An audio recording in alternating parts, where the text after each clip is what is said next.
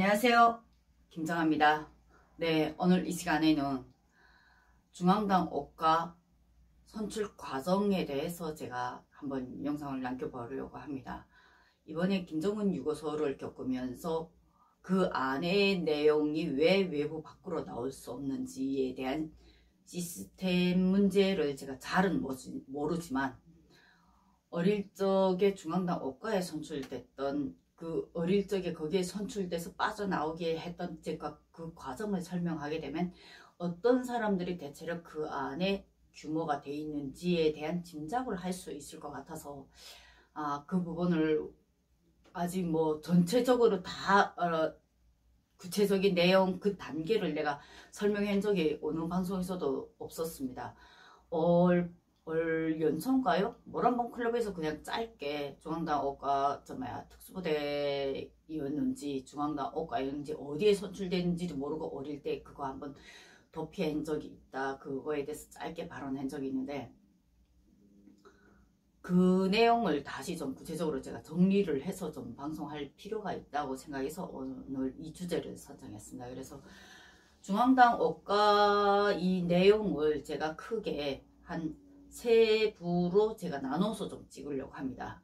첫 번째 이 시간 같은 경우에는 어릴 때 왜 내가 거기에 그 사람들의 그 시야에 왜 들게 됐는지에 대한 그 상황 조건들을 먼저 설명을 할 거고요. 그래서 초등학교를 제가 유급을 했는데 왜 유급하게 되는지 그 단계를 이번 시간에 구체적으로 설명할 거고, 다음 시간 같은 경우에는 초등학교 이후에 제가 중학교 때 그 사람들이 내려와서 나를 어떻게 관찰을 했는지, 그리고 군대 입대할 때 내 서류가 어떻게 돼서 내가 군입대도 솔직히 거진 강제적으로 제가 군입대 됐는데 그 군입대 초모 당시 있었던 사건들을 제가 설명을 할 거고요. 마지막 세 번째 시간에는 저희 집안 안에 저희 사촌들이, 저와 동갑인 사촌이 친편에 3명, 외편에 1명입니다. 근데 외편 친구는 원래 키 작아서 애초에 그 대상이 아니었지만 친편에 이 3명이 삼촌네 아들하고 고모네 딸하고 제 3명이 동시에 한 집안에서 중앙당 옷가 그 선정에 들어갔을 때 그 형제를 그 3명을 놓고 또 경쟁한 그 스토리가 있어요. 그래서 이 세 가지를 왜 결국 마지막에 선정된 건 고모네 딸인데 고모네 딸이 왜 거기에 선정될 수밖에 없었는지, 그리고 고모네 딸이 마지막에 실제 김정일 직접 밥을 차려주고 그 실제 김정은 접대를 했던 일을 했던 친구입니다. 결국 후에 결혼 문제 어떻게 마지막에 그 중앙당에서 그걸 다 처리했는지 그 과정을 제가 구체적으로 좀 이번 시간을 통해서 3개부로 나눠서 제가 찍으려고 합니다.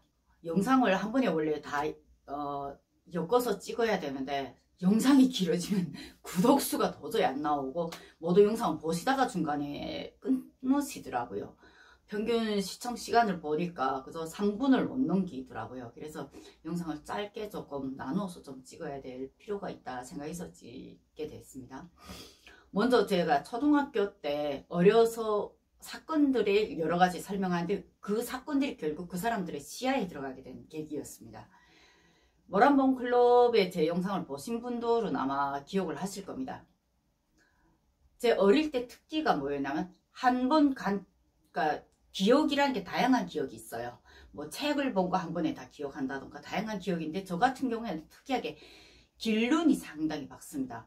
안심에 국정원 나와서 길눈이 밝다니까 그 말 뜻을 모르시더라고요. 그래서 길눈이 밝다는 게 뭔 뜻이냐면 지형도를 잘 기억한다는 겁니다. 한 번 간 길은 저는 반드시 기억합니다.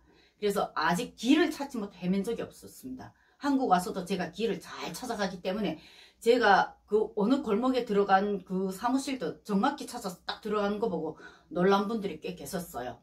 7살 때 일인데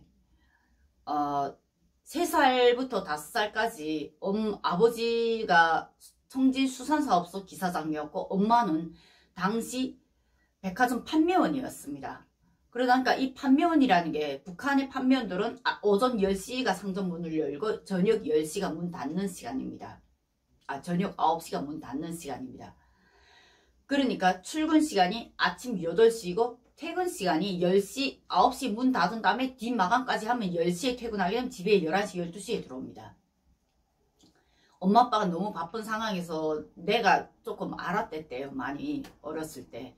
3살 때 아버지 그 수산사업소 배 선장에 놀러 갔다가 뱃머리에 아장아장 기어갔다가 그 파도 배 탁 치는데 거기에 그저 붕 떠가지고 한경북도 동해바다 파도라는 게 상당히 세잖아요. 그래서 그 배머리에서 그저 바로 바다에 떨어지는 거 선장이 2층 그 선장실에서 보고 너무 놀라서 이렇게 고기 잡는 그물을 투하해서 저를 건져냈다는 얘기를 들었어요.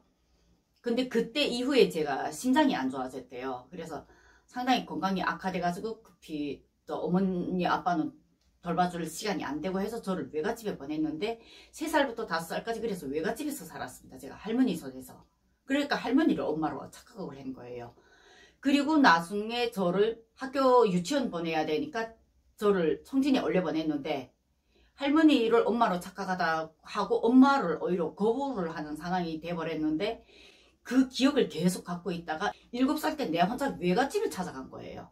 외할머니 보러. 근데 저는 그때 그 기억 지금도 생생하거든요. 엄마가 외갓집에 7살 학교 딱 들어가기 전에 할머니 내가 너무 보고 싶다고 뗐으니까 나를 할머니 보러 데리고 갔다가 할머니 보고 데리고 나올 때 빽빽이 기차 타고 신북청까지 나와서 신북청에서 기차 타고 바로 청진까지 들어왔 거예요. 근데 그 기억을 그대로 알고 7살짜리가 그 기차역 나와서 그냥 내들로 알아서 빽빽이 차까지 다 갈아타고 그리고 외갓집에 들어간 거예요. 근데 당시 사건은 80년대였기 때문에 전보가 당일로 치면 전보가 다 됐습니다. 그러니까 할머니가 맨 처음에 탁 들어가니까 야, 니 혼자 왔니? 이렇게 돼있고 아니 엄마랑 오다가 신북청에서 헤어졌어. 그러니까 혼자 왔다고 하면 거짓말 정말 욕먹을까봐. 근데 결국은 내 거짓말 때문에 외삼촌 온 외갓집 가족들이 싹 다 신북청 나가 흩었는데 애 잊어먹었다가 신고 들어간 게 없대요. 그 다음에 할머니가 화가 단단히 났죠. 다시 말하면 다시는 할머니 못 본다. 똑바로 말해! 이렇게 된 거죠. 그 다음엔 겁질려가지고 할머니 보고파서 그냥 혼자 나왔다고. 그거 어떻게 하는데?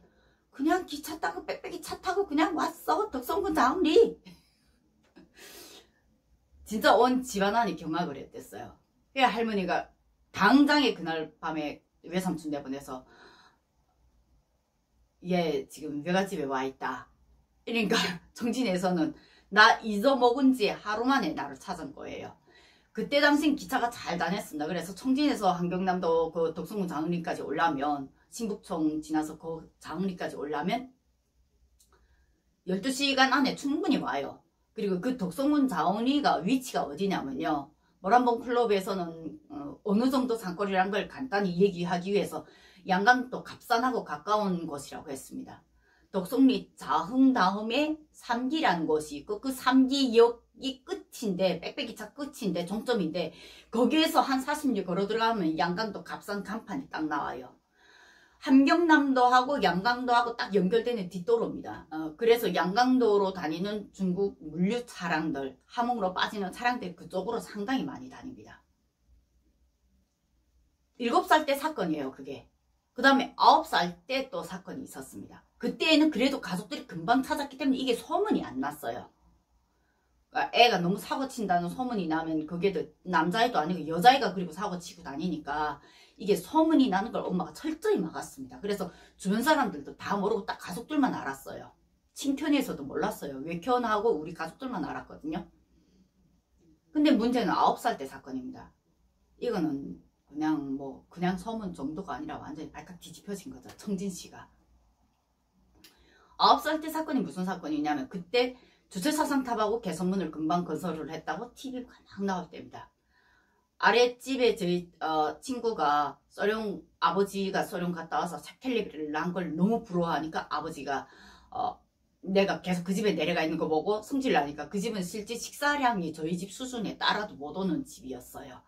그러니까 아버지가 화가 나니까 바로 새 텔레비를 집에다 갖다 놨는데 그 TV가 문제인 거예요. TV 탁 틀어놓으니까 주차사상탑 개선문 막 건설했다. 그때 방송에 엄청 나왔거든요.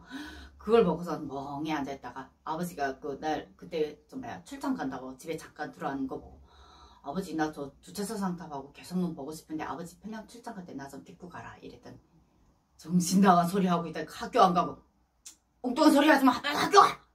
이러고 아버지가 가버렸어요. 그 다음에 살살 성질이 난 거죠. 그러니까 그게 주말에 있은 사건이고 아버지는 이미 일요일날 평양 출장 떠났습니다. 월요일날 학교 가야 되는데 엄마는 아침 일찍 이미 우리가 학교 가기 전에 엄마는 벌써 출근하고 없어요. 그 다음에는 엄마 주머니에 슬금슬금 뒤져가지고 보니까 엄마는 판매원이었기 때문에 주머니에 항상 돈이 있습니다. 그러니까 웬만해서는 엄마 주머니에 손을 못 댔는데 그때 처음으로 손 댔거든요. 딱 손을 뉘었더니 바로 50원짜리가 나와요. 그러니까 이게 판매원이다. 그러니까 그때 80년대 당시에 50원 엄청 큰 돈이에요. 그러니까 10원도 큰 돈이었고 1원짜리 한 장 가지고 사탕 2만원 봉지를 살 때였거든요. 그 다음에 50원 쓱 꺼냈죠. 그리고 내 딴에 요만한 짐을 챙겼죠. 세멘토고 갈아입으로 간단히 챙기고선 내 혼자서 평양으로 떠났습니다. 저도 왜 그 사고를 저질렀는지 저 기억도 안 나요. 근데 일단은 제 특기는 머릿속에 궁금한 거 있으면 그 다음에 그거에 대한 궁금증을 해소를 해야지 저는 멈추는 성격이에요. 그러니까 그게 지금도 아직 저한테 조금은 남아있는데 그래서 사고를 잘 칩니다. 제가 저희 신랑이 그게 지금도 그걸 좀 많이 두려워하고 있어요. 무슨 사고를 칠까봐. 9살 때 결국 제가 그렇게 돼서 평양으로 가서 정확히 평양 가서 개선문 주최사 상담 다 구경을 하고 일주일 만에 그 평양역전에서 그때 당시 기차를 어린 게 어떻게 기차를 타고 갔냐라고 질문을 하실 수가 있는데 엄마 아빠가 내가 외갓집에 계속 7살 때 그 사건 이후에 내가 도망칠까봐 방학 때마다 나를 외갓집에 계속 데리고 다녔어요. 그러니까 기차 여행 경험이 많잖아요. 그러니까 굳이 내 건 이거 증명서를 안 내보내고 그래도 엄마가 항상 역전 그 홈을 통과할 때 엄마 옷자락만 잡고 있으면 그냥 굳이 출생증 안 보내고 아우 좀야 자기 어른 증명서만 보내고선 나가면 난 그냥 쫓아나가기만 했어요. 그러니까 그런 경험이 결국 기억에 남았기 때문에 청진역전에서 빠져나갈 때도 어른들 좀 옷차림 좀 단정하게 입은 어른들 뒤에 가서 그 옷자락 싹 붙잡고 열차한테 싹 웃어치고 하고 지나가요. 그럼 어린애가 이 가정인가 보다 이렇게 가만히 단속도 안 해요. 그리고 그때 당시 80년대 북한의 열차는 풍경이 상당히 좋았고 음식들을 다 나눠 먹는 정말로 그때는 살기 좋은 곳이었어요. 그러니까 열차까지서 굶을 일도 없어요. 차표검열들 다닐 때면 어른들 옆에 한잔하게 이렇게 앉았으면 보안원들이 그냥 오히려 가다가 귀엽다고 하기만 하고 그냥 지나갔어요. 그때 어차피 또 얼마 없었댔어요. 그렇게 청진역, 평양역 아주 무사히 잘 통과했죠. 그리고 평양 가서 낮에는 구경 돌아다니고 밤에는 잘 데 없으니까 평양역전 그때 상당히 깨끗하고 좋았습니다. 도시락도 정말 저렴하게 팔았고 주머니에 돈이 있으니까 내가 굶을 일이 없는 거예요. 근데 한 일주일째 평양 다니면서 주최사 상담, 모란봉, 그 다음에 뭐 개선문 이걸 평양 시내 곳곳을 다 돌아다니면서 구경 다니면서 내 먹고 싶은 거 놀고 싶은 거 다 놀고 저녁에 잘 때는 꼭 평양역에 와서 잤어요. 평양역에 벌써 한 5일이 지나니까 그 평양역에 있는 애들이 나를 알아보는 거예요. 근데 나는 엄마가 상점 판매원이고 아버지가 당시 수산사업소 기사장이었다 하니까 집에 옷이 하나 있어도 저는 정말로 좋은 옷들만 있었어요. 그리고 깨끗하게 그동안 있으면서 결국은 9살 때 첫 꽃제비 생활 경험을 해봤다고 해도 과언은 아니잖아요. 화장실 가서 세면을 항상 깨끗하게 하고 있었어요. 근데 얘네가 나를 알아본 거예요. 그러면서 야 너 집에서 나왔지 이러다. 아니야 나는 엄마하고 여행 나왔어. 근데 너 왜 여기서 며칠째 있어? 아니야 나 오늘 처음이야. 이렇게 계속 거짓말을 해도 걔네가 내 말을 안 믿는 거예요. 근데 어느 날 하루 걔네가 갑자기 다다닥 뛰어오더니 빨리 도망쳐라. 보안원들 지금 집 나온 애들 싹 다 잡아가는데 강제로 수용소 끌려가면 그 다음에는 거기서 매 맞기도 하고 강제로 노동도 해야 된다. 이러면서 했는데 5명이 무리져 다니는데 얘네가 나한테 그렇게 와서 알리고 도망갔다면 난 도망 안 가고 그냥 옷이 단정하니까 어른들 옆에 얌전히 앉아 있었거든요. 보안원들 내 검열 안 했거든요. 근데 나중에 조금 몇 시간 있다가 한 명이 나중에 돌아오더니 다 잡혀가고 자기 혼자 남았다고 이러면서 너도 집 나왔으면 빨리 집에 가. 우리는 집에 돌아갈 데가 없어서 뭐 어찌고 저찌고 이러면서 자기 사연 얘기를 하더라고. 그게 나한테 충격이었거든요. 나는 세상 그런 걸 모르고 살았기 때문에. 그래서 이제는 이쯤 하면 이젠 잘 놀았으니까 집에 돌아가자. 이래서 어른들 짬이 끼어서 제가 일주일 만에 집에 들어왔어요. 집에 딱 들어오니까 저희 아버지는 일주일 동안에 저를 찾느라고 목이 다 쉬어가지고 울고 있더라고요. 저희 엄마는 완전히 실신해서 누워있고, 그리고 아버지 친구들, 보안원들, 보위원들, 정말로 각계각층의 사람들이 다 동원돼가지고 집에 가니까 뭐가 쌓여있다냐면, 저를 이러면 아이가 실종됐다고 이러고 광고를 붙이려고, 그때 당시 80년대 당시 그것도 한경북도 중앙은행 앞에다 광고를 붙이는 거는 웬만한 힘이 없으면 못 붙여요. 거기다가 지금 붙이려고 우리 아이가 준비를, 울면서 그걸 앉아 준비를 하고 있는 거예요. 그래 내가 집에 딱 들어가니까 욕 먹을까봐 이러고 째려보고 가만히 있으니까 아버지가 너무 넋이 나가지고 너 어디 갔더니 이러더라고. 그래서 평양 가서 주최사상 타고 개성문 보고 왔어. 아버지 내가 데려다 달라는데 아버지 안 데려다 주고 혼자 도망갔잖아 이랬더니, 그러니까 기가 막혀서 우리 아버지는 말을 못하는 거죠. 가장 큰 사건은 바로 그 사건이었습니다. 그 사건이 일어나면서 결국은 그때 그렇게 되면서 아버지가 너무, 그러니까 어이없는 것도 있지만 얘를 다시는 버릇을 고쳐야겠다 이러고서 저를, 당시 해안동 분수소 서장이 아버지 친구였는데 서장한테 얘기해서 저를 보안소에다 집어넣어놨어요. 분주소에다. 그리고 9살에 족쇄라는 걸 제가 차봤습니다. 족쇄를 거기다 채워놓고 경비실에 이래놓고 혼난다. 다시 한번 가기만 해봐라. 이 버릇 제대로 고칠 때까지 못 나간다. 이러고 거기에 족쇄가 뭔지도 모르고 죄수가 뭔지도 몰라요. 9살에. 그러니까 그 족쇄를 채우는데 기억이 생생하게, 그러니까 팔을 돌리면 이게 족쇄가 안으로 조여들더라고요. 아픈 거예요. 그러니까 무서워서 그걸 가만히 놓고서 책상에 열고 엎드려서 피곤하니까 자버린 거예요. 한 몇 시간을 잤나? 12시에 도착했는데 밥도 안 먹이고 저를 거기다 보냈어요. 그리고 족쇄를 차고 이러고 자다가 깨나보니까 한 3시가 된 거예요. 그래 보안원이 들어와서 족쇄가 뭔지도 모르는 애를, 족쇄 차고 자는 애를 여기다 내려놓고 뭐하자는 건지 모르겠어. 야 빨리 집에 가! 이러는 거예요. 보안소에 저희 집이 가깝거든요. 족쇄 풀고 저 집에 달려달라 오니까 엄마가 너무 기가 막혀서 그때 처음으로 약속이라는 개념을 저한테 준 게 바로 그래서였어요. 약속은 반드시 지켜야 된다. 그 약속은 상대에 대한 신뢰다. 엄마하고 약속을 지켜라. 그리고 약속 장소에 대한 옷차림 문제, 약속 시간에 대한 개념 문제를 그때부터 엄마가 나한테 교육을 하기 시작한 거예요. 근데 이 사건이 벌어진 이후에 제가 인민학교는 무사히 졸업하는데 마지막에 4학년 졸업할 때 아버지가 저를 외국어 학원으로 유혹했다 했는데, 그 외국어 학원이 거진 1고등 같은 그런 수준 높은 학교였어요. 그러면서 아버지가 저를 외국어원으로 키우겠다 하면서 외국어 공부를 하라고 당시 해안인민학교 학교 수영장을 건설해 줬습니다. 그 수영장 위성해보면 지금도 나와요. 근데 그 시험장에 가서 제가 어쩔게요? 시험지 이만한 데다가 제가 그때 당시 문제 지금도 기억나는데, 고래는 새끼를 낳아 젖을 먹입니까? 아니면 알을 낳아 까서 젖을 먹입니까? 그 정답을 거기다 그림을 그렇게 다 써놓고 10문제인데 딱 한 문제를 그림을 대문짝하게 써놓고 저 도망쳤어요. 교실 밑바닥 기어서. 그리고 바다에 나가서 놀다가 밤 9시에 들어갔더니 우리 아버지가 그러더라고요. 다시는 너한테 어떤 것도 강요 안 한다. 근데 결국 이 사건들이 지금 다 학교 기록에 남은 거예요. 문제는 중학교에 딱 올라와서부터 1학년 때부터 누군가가 계속 저를 쫓아다니는 겁니다. 그 사람들이 맨 처음에 저희 앞에 등장했을 땐 사이어 체육단 체육 선수를 뽑는다고 했어요. 근데 그때 당시 나는 체육에 어떠한 재능도 없었고 체육을 즐기지도 않아요. 그냥 놀기만 하는 놀새였고 말 안 듣는 말썽꾼이었죠. 그러니까 체육에 기본적인 재능이 있어야 체육단도 뽑아가는 거잖아요. 근데 저는 체육단 재능이 없는데 사이어 체육단이라면서 제 앞에 나타나고 뒤로 돌려봐라 장단지도 보고 키가 클 수 있는지 다양한 걸 다 보는 거예요.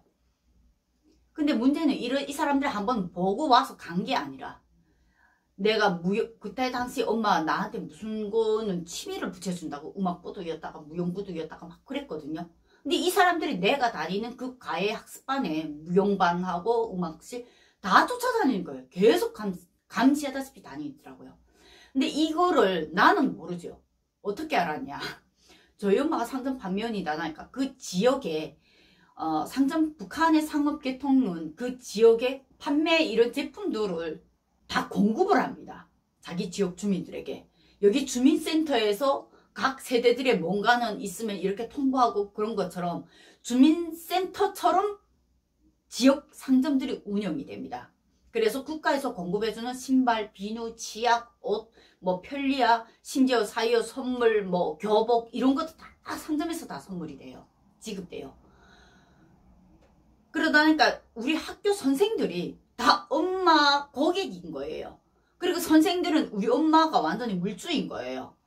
그래서 엄마는 우리 학교 선생들 그 공급만큼은 해안동 몇 반부터 몇 반까지는 이번에 들어온 비누를 다 공급하는데 일부 예비 물자가 있으면 그 예비 물자는 선생들 우선 연락해서 빨리 와서 받아가라 이러고 먼저 주는 이런 일이 있었어요. 그러니까 선생님들이 거의 우리 엄마 정보원들인 거예요. 다. 내 일거일투석이 다 우리 엄마한테 그대로 정보가 들어가는 거예요. 갑자기 엄마가 어느 날 나보고 강원도 가라는 거예요. 강원도 내가 왜 가냐고 했더니 내 간이 갑자기 안 좋대요. 멀쩡하게 잘 노는 애를. 간이 안 좋은데 이모부한테 가서 너 금강산 못 가봤지. 금강산 가고 싶지. 그러니까 그런 말에는 상당히 많이 홀리거든요. 그러니까 가서 금강산 구경하고 와라. 이러고 이모부네 집에 저를 한 달 동안 대피를 시킨 거예요. 갔다 와서 무슨 사건이 일어난지 저는 모르죠. 갔다 와서 중학교 다시 내가 입학을 할 때 벌어진 그 다음 사건은 제가 다음 부에 제가 이어서 영상 찍도록 하겠습니다. 한 번의 영상이 너무 길어지면 또 지루해질 것 같아서 오늘 일부 영상은 제가 그렇게 엄마 때문에 갑자기 영문도 모르고 금강산으로 가게 된 그 사연까지만 전해드리도록 하겠습니다. 2부 영상 기대해 주세요. 오늘 영상 여기까지 마치겠습니다. 감사합니다.